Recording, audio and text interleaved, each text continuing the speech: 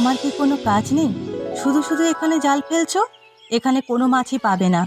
এই ছোট দিঘিটায় কোনো মাছ আছে নাকি বলো?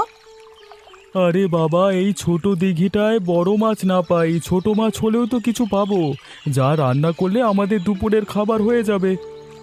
এই দিঘিটা যে মাছ ধরছো, কেউ যদি কিছু বলে তোমাকে, তখন কি করবে? এই দিঘিটা তো আর তোমার নয়। কি বলছো তুমি গিন্নি? এই দিঘিটায় গ্রামবাসী সবাই তো মাছ ধরে, আমি আজ মাছ ধরছি, তাতে এমন কি হয়েছে? জাল ফেললে তাড়াতাড়ি ফেলো, আমার আবার বাড়ি যেতে হবে। বাড়িতে অনেক কাজ পড়ে আছে। আচ্ছা ঠিক আছে, জাল ফেলছি আমি।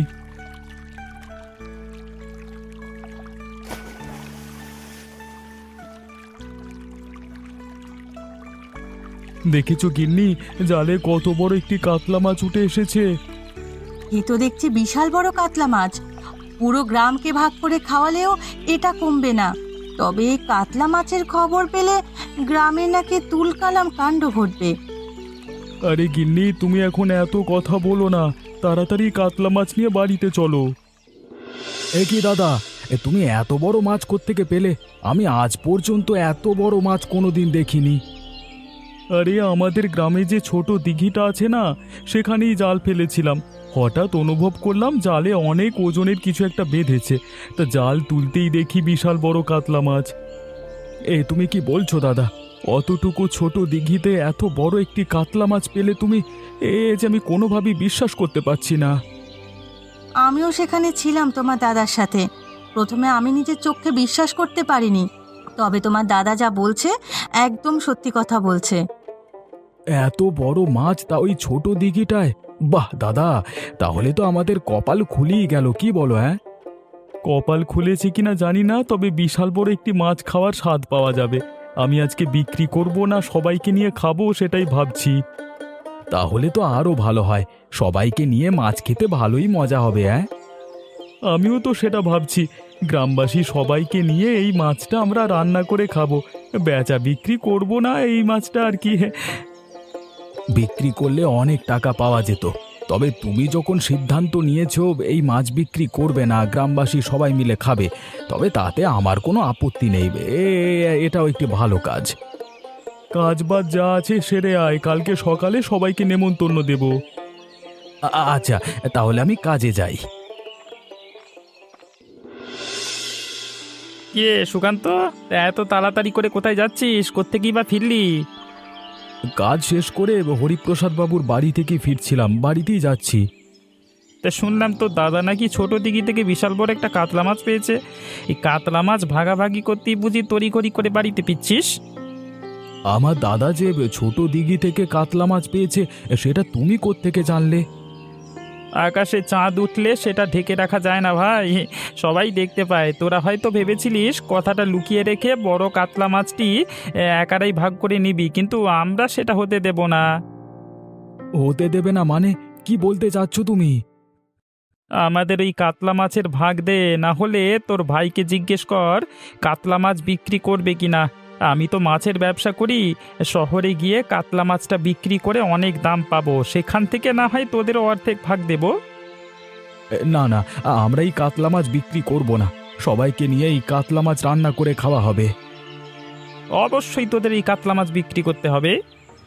আরে বলছি তো কাতলা মাছ বিক্রি করব না, তার উপর তুমি জোর জবরদস্তি করছো কেন? বেশি বাড়াবাড়ি করতে এসো না আমার সাথে, তোমার থেকে আমার শক্তি জোর কিন্তু অনেক বেশি। আচ্ছা, শরীরের জোরে দিমাগ দেখাচ্ছিস, ঠিক আছে আমিও যাচ্ছি। হরিপ্রসাদ বাবুর কাছে তোর ব্যবস্থা করা যায় কিনা সেটাই করছি। হ্যাঁ, যাও যাও, যেটা পারো করে নাও, ঢং দেখাচ্ছে। কি গো ভোলানাথ, তা কি মনে করে আমার বাড়িতে আসলে? তোমার মাছের চালান তো সেই আগেই আমি পাঠিয়ে দিয়েছি। মাছের চালানের জন্য আমি এখানে আসিনি হরিপ্রসাদ বাবু। মাছের চালানের জন্য আসোনি? তাহলে কেন এখানে এসেছো সেটা বলো। গ্রামের খবরাখবর আপনি কিছু রাখছেন? হ্যাঁ, গ্রামে কি ঘটছে সে তথ্য তো আপনার কাছে মনে হচ্ছে নেই। সব কিছু তথ্যই তো আছে, লালটু তো সব খবরই আমাকে এনে দেয়। গ্রামে যে এক বিশাল বড় মাছের কাণ্ড ঘটে চলেছে সেটা কি আপনি জানেন? আপনার লালটু কি সেই সংবাদ আপনাকে দিয়েছে?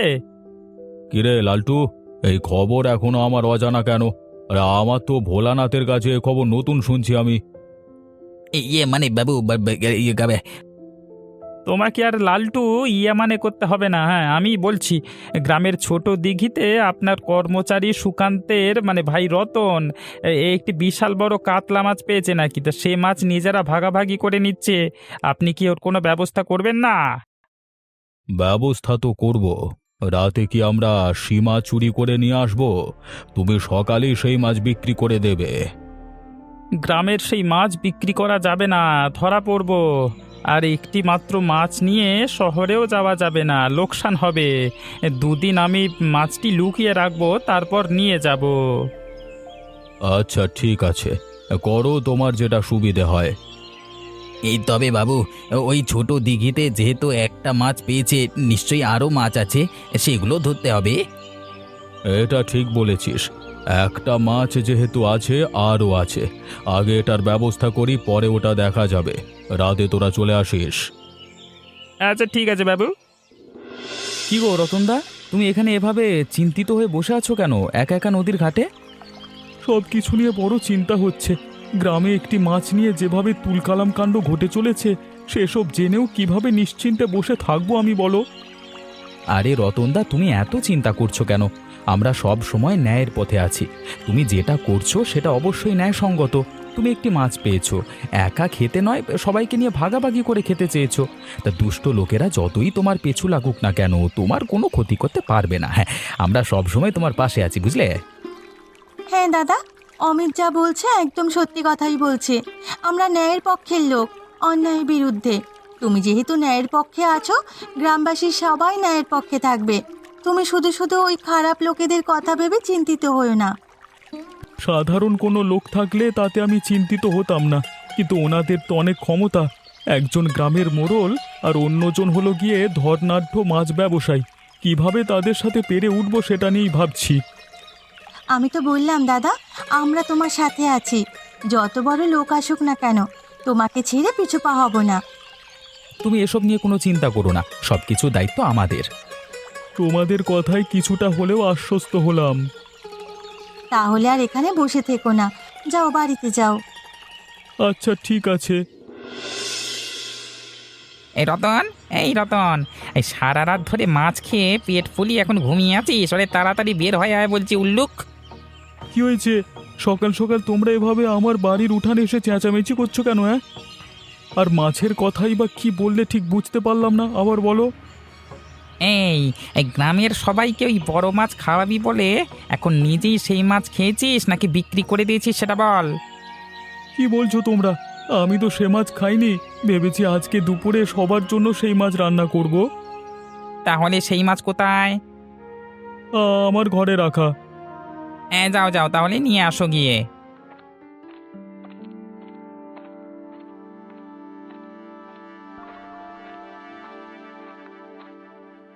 কে রতন, মাছ কোথায়? আমি ঠিক বুঝতে পারছি না, মাছ তো ঘরেই ছিল, এখন পাচ্ছি না তো। এই তোমরা সবাই দেখো তো, বড় মাছ খেয়ে মাছের মাথা এখানে ফেলে রেখেছে নাকি? বিশ্বাস করো তোমরা, আমি আর কিছুই জানি না। তোমাকে আর বিশ্বাস করবো আমরা? হ্যাঁ বেটা উজবুক।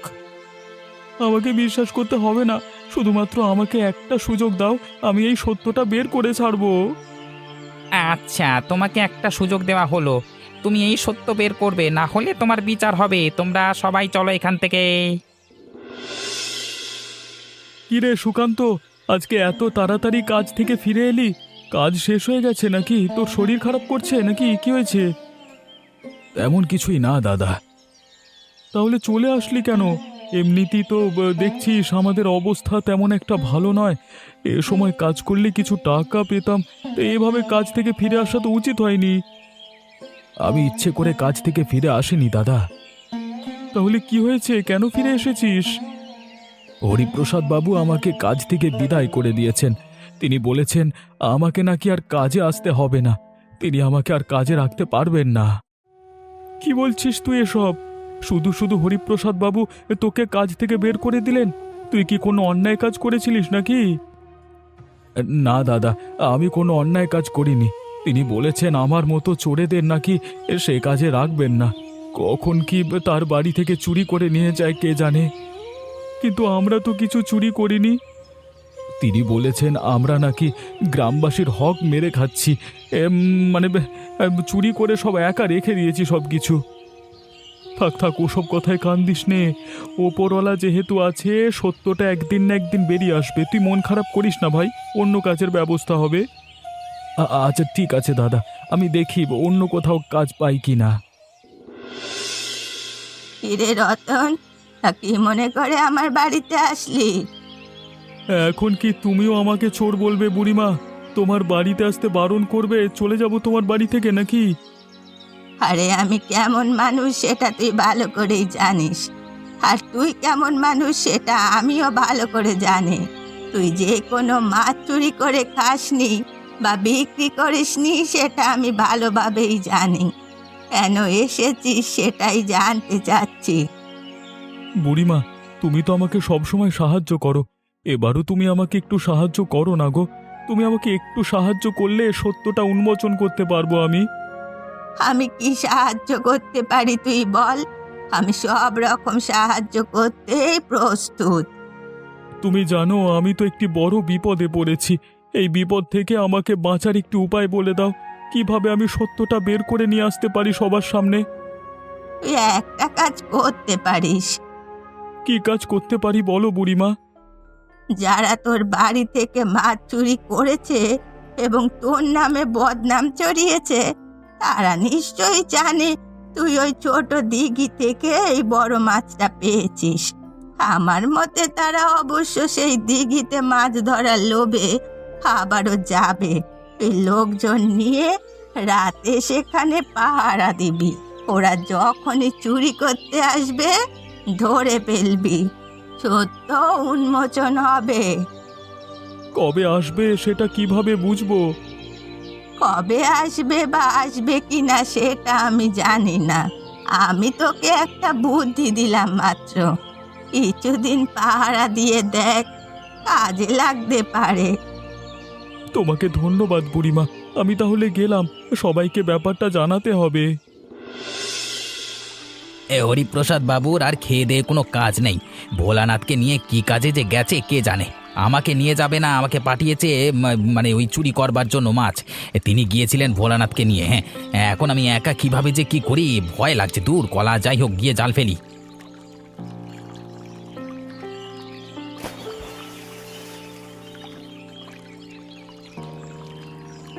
কলা, একটাও জালে তো মাছ উঠলো না।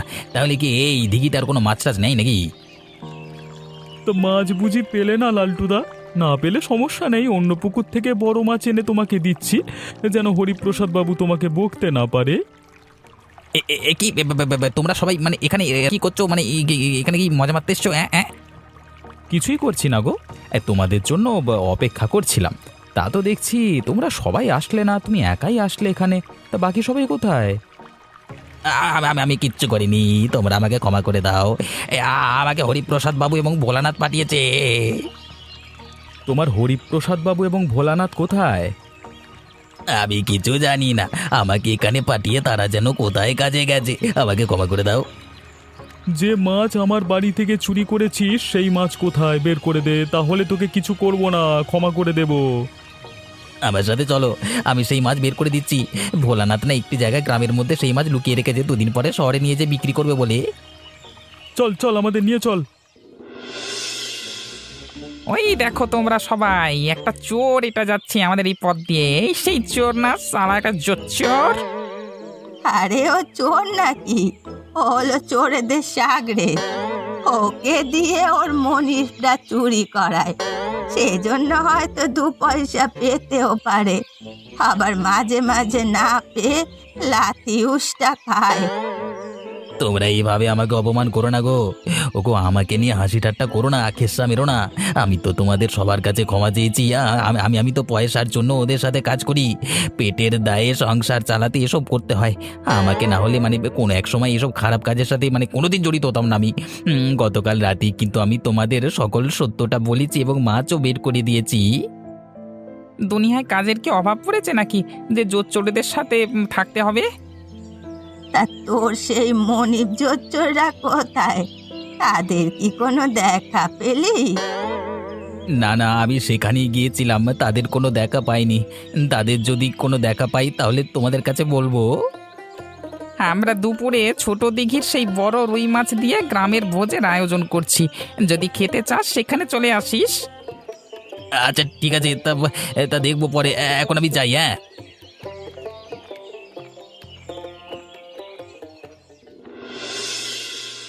তোমার কোনো তুলনা হয় না রতনদা। হ্যাঁ মালু দিদি, তোমাকেও বলছি, তোমার হাতের যা রান্না, আমার সাত পুরুষে এমন রান্না কেউ খেয়েছে নাকি কে জানে। মাছটা তো অনেক বড়, ভালোই তেল হয়েছে, সেজন্যই হয়তো এত স্বাদ লাগছে। তা তো আমি বলতে পারি না, তবে এই মাছ রান্না আমার কাছে মানে অমৃত লাগছে, খাসির মাংসের চেয়েও ভালো। খাসির মাংসের সাথে তুলনা দিলেও হবে না, মনে হচ্ছে তার থেকেও বেশি। গত দুদিন আমাকে চোর বলে এখন আমার প্রশংসা করছো তোমরা? আসলে আমরা আমাদের ভুল বুঝতে পেরেছি রতনদা, ওই সারা জোচ্চোরদের জন্যই তোমাকে আমরা ভুল বুঝেছি। তুমি এসব কিছু মনে রেখো না, আমরা সবাই ক্ষমা চাচ্ছি তোমার কাছে। হ্যাঁ, তোরা যে যাই বলিস না কেন, রতনের মতো এমন মহৎ লোক গ্রামে কমই আছে। 5 গ্রাম খুঁজলেও এমন লোক পাবে কিনা সন্দেহ। তা তুমি ঠিকই বলেছো বুড়িমা, রতনদা চাইলে এই মাছ একা খেতে পারত, আবার চাইলে বিক্রি করে সব টাকা নিজে নিতে পারত, কিন্তু তিনি তা করেননি। উল্টে আমাদের সবাইকে সেই মাছ খাওয়াচ্ছে। আমরা এতটাই নির্বোধ, সেই মাছের জন্যই মানুষের কথার জোরে তাকে চোর ভাবছিলাম। যদি এই মাছ তিনি আমাদের না খাওয়াতেন তাহলে তো আমরা তাকে চোর বলার অধিকার রাখি না। তুই একদম ঠিক বলেছিস। সেটা ভেবে এখন খারাপ লাগছে, তখন এত সব মাথায় আসেনি। ওই মোড়ল এসে আমাদের সবাইকে উস্কে দিয়েছে, তখন আর আমরা ভাবতে পারিনি। তখন ভেবেছি আমাদের মাছ বুঝি রতনদা চুরি করেছে। আসলে এটা আমাদের মাছই ছিল না, ছিল রতনের মাছ। রতনদা তুমি মহৎ মানুষ গো, আমাদের ক্ষমা করে দাও। সেসব মনে রাখিনি আমি কিছুই। এসব মনে রাখলে তোমাদের তো আর মাছ খাওয়াতাম না। এভাবে তোমরা সবাই খাবার খাও, আমি তোমাদের ক্ষমা করে দিয়েছি। যাও যাও যাও। এ কি হরিপ্রসাদ বাবু এবং ভোলানাথ, আপনারা এখানে এসেছেন কেন? আপনাদের এখানে তো কোনো কাজ নেই, কোনো চোরেদের ঠাঁই এখানে নেই। আরে এত কথা বলছো কেন? আরে খাবার রাখো, আগে এই শালাদের ধরো, তারপর শাস্তি পাওনা হয়ে আছে, মারবো।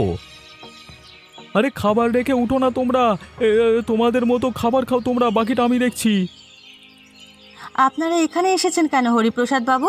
এই খাবারের মধ্যে এখানে এসে কোনো ঝামেলা করবেন না। আমরা এখানে কোনো ঝামেলা করতে আসিনি, আমরা ক্ষমা চাইতে এসেছি। গ্রামবাসী কেউই আপনাদের কোনো রকমভাবে ক্ষমা করবে না। খাবারের মধ্যে কোনো ঝামেলা করবেন না। খাবার শেষ হোক, তারপর আপনাদের জন্য শাস্তি অপেক্ষা করছে। খাবার শেষের অপেক্ষা করুন, তারপর আপনাদের কি শাস্তি হয় সেটা দেখবেন। হরিপ্রসাদ বাবু, এটা তো আমাদের শাস্তি দিতে যাচ্ছে। এখানে আর এক মুহূর্ত থাকা ঠিক হবে না। চলুন চলুন, এখান থেকে ভেগে পড়ি, চলুন। বলা না, তুমি একদম সঠিক কথা বলেছ। এখানের অবস্থা তেমন একটা ভালো না। আমার শেষ হলে কখন এরা আমাদের উপর হামলে পড়ে বলা যায় না। চলো চলো, এখান থেকে চলো। ওই দেখ দেখ, সবাই জোচ্চোরটা পালিয়ে গেল রে, ওরে ধরতে হবে রে, পালাতে দেওয়া যাবে না মালগুলোকে। তোমরা খাবার খাও, তোমরা খাবার খাও, খাবার খাওয়া শেষ করো। ওরা আর পালিয়ে যাবে কোথায়? পাপের শাস্তি অবশ্যই ওনাদের ভোগ করতেই হবে। হ্যাঁ বাবু, আপনি এত দেরি করে আসলেন কেন? এত দেরি করলে হবে? গ্রামবাসী এইদিকে সব ছুটে আসছে, সেটা তো বলা যায় না কখন। আমি যতটা সম্ভব তাড়াতাড়ি করবার চেষ্টা করেছি রে। আমি তো আর তোদের মতো জোয়ান লোক না, দৌড়ে আসতে পারি না, তাই আমার একটু দেরি হচ্ছে, হাঁপানি হচ্ছে। তো কোন দিকে যাব এটাই তো বুঝতে পারছি না। কোন রাস্তায় গেলে সোজা গ্রাম থেকে পালিয়ে যেতে পারবো বলুন তো? সেটাই তো ভাবছি। রাস্তা ধরে গিয়ে যদি দেখি গ্রামবাসী সামনে পড়েছে, তখন কি হবে? কি হরিপ্রসাদ বাবু, ভোলানাথ দা, ব্যাগ গুছিয়ে কোথায় যাচ্ছ তোমরা? কিরে লালটু, তুই এখনো যাসনি গ্রাম ছেড়ে? হ্যাঁ, তাড়াতাড়ি আমাদের সাথে চল, ওরা এসে তোকে আলু ভর্তা করে দেবে। সমস্যা নেই, আমার গ্রাম ছেড়ে আপনাদের মতো মানে কাপুরুষদের মতো পালাতে হবে না। হ্যাঁ, তোরা এত বড় মুখ হয়েছে, আমাদের কাপুরুষ বললি? যারা গ্রাম ছেড়ে এভাবে চোরের মতো পালিয়ে যায় তারা তো কাপুরুষ। তুই গ্রামে থাক না, তারপর দেখ তোর কি হয়। আমার সাথে সমঝোতা হয়ে গেছে, ওরা যা চেয়েছে আমি সেটাই করেছি। ওরা আমাকে এখন ক্ষমা করে দিয়েছে, আপনাদের পথ আপনারা মাপুন। দেখলেন হরিপ্রসাদ বাবু, আপনার চেলা এক নিমেষে পাল্টি মেরে দিল। ওরে হাতি গর্তে পড়লে চামচিকে তো লাথি মারে রে, জানিস তো। আপনি এখন হাতি নন বাবু, আপনি এখন চামচিকা। যান যান যান তা যান, তাড়াতাড়ি যান, পালান, এই গ্রামবাসী আসলো বলে। ভোলানাথ চলো ভাই, 1 মিনিট এখানে দেরি করা যাবে না ভাই, চলো চলো চলো, উদুম মারবে না হলে এসে, চলো তাড়াতাড়ি চলো তাড়াতাড়ি চলো তাড়াতাড়ি। এমনই মজার মজার গল্প দেখতে আমাদের চ্যানেলটিকে সাবস্ক্রাইব করতে ভুলবেন না।